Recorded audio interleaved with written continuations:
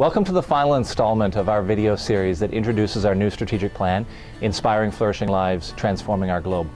The final chapter of our strategic plan is entitled Mobilizing Our Mission. In Mobilizing Our Mission, we've identified three strategies. The first is we'll continue to strengthen Ridley as a Canadian school of the world, preparing students for the world.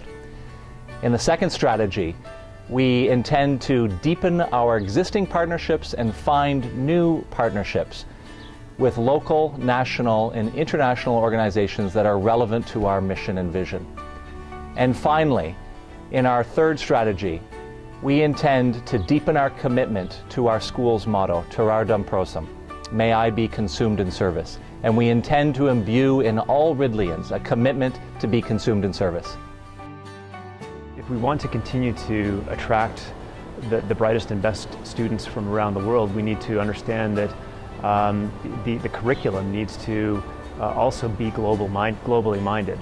And so that means that we need to be exploring whether the degrees or diplomas that are on offer here in Ontario are relevant to students from Europe or Asia or Latin America or Africa.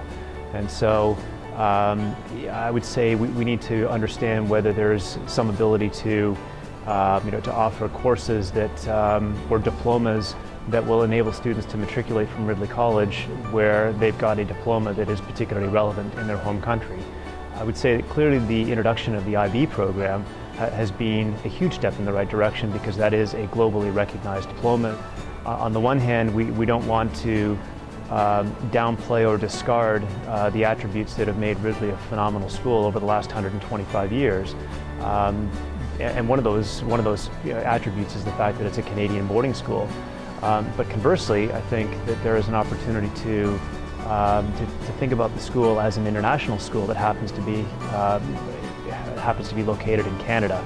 And so we looked at different organizations that we could affiliate ourselves with, whether they're supranational organizations like the United Nations or the World Bank.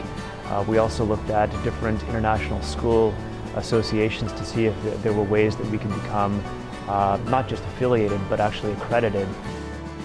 The importance of the partnership that we're sharing with Ridley at Ridley College at the moment is to really expand both of our views on how we can reach further out into the tentacles of this community. We're probably known in different areas, but there are times when we're isolated to St. Catharines, and we're not. We're both completely regional and enjoy the region's all of the gifts that the region has to provide to us. Together, I think that we are sort of unstoppable in our mission of educating kids and taking a look at how we can work together, integrating our values and our beliefs. Both the Niagara Symphony Orchestra and Ridley College are long-standing, they have a long-standing relationship within this community. We both believe in a stronger value for education and in culture.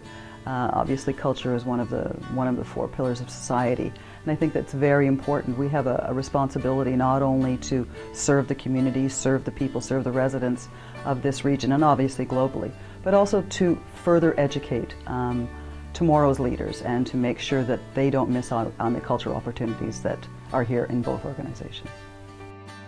Service has always been a cornerstone of the Ridley culture, so it really comes as no surprise that it was identified as one of our top priorities in our brand new strategic plan.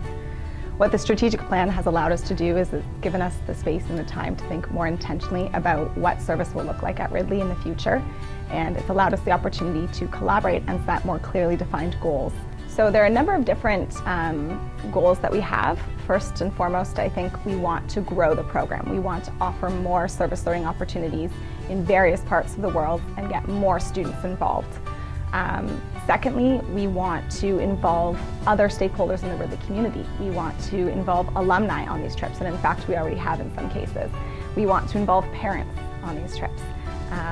So we want to increase the number of opportunities and the reach of our service learning program. We're also looking forward to identifying ways in which we can integrate service right into our curriculum, whether that be through a course. Perhaps we develop a course in the upper school that has a service learning trip embedded right into it that is for course credit, or through the MYP personal project, which takes place in grade 10, or through the MYP community project which takes place in grade 8. There are a variety of different ways that we think we can integrate service right into the curriculum and make it a meaningful, authentic part of every Ridley's life here. So this year was particularly exciting in that we had upwards, actually over 70 students involved in international service learning projects abroad, and that is the most amount of students that we've had involved in service learning projects to date. And what was particularly exciting is that it's the first year that we've opened up these international service trip opportunities to lower school students. So I had the pleasure of accompanying 24 students that included lower school students with 2 other faculty members and the headmaster and his wife on a trip to Guatemala. We worked with an incredible organization known as DIG, or the Doppenbergs in Guatemala. They're a grassroots organization that is doing incredible work. I 100% think that Ridley should keep offering opportunities like these. Going to other countries is just an experience of its own, and being able to help in other countries that we're usually not able to ever go to is just incredible. For students, the benefits of service learning are immense. I think it goes a long way towards developing their global citizenship. It opens their eyes to how other people are living in different parts of the world. It helps them maybe to identify certain passions or interests that they have. And ultimately, I think it will help to create students who are transformers of society. And for adults, it would do the same. I would argue that it inspires adults to take action, and it inspires educators to continue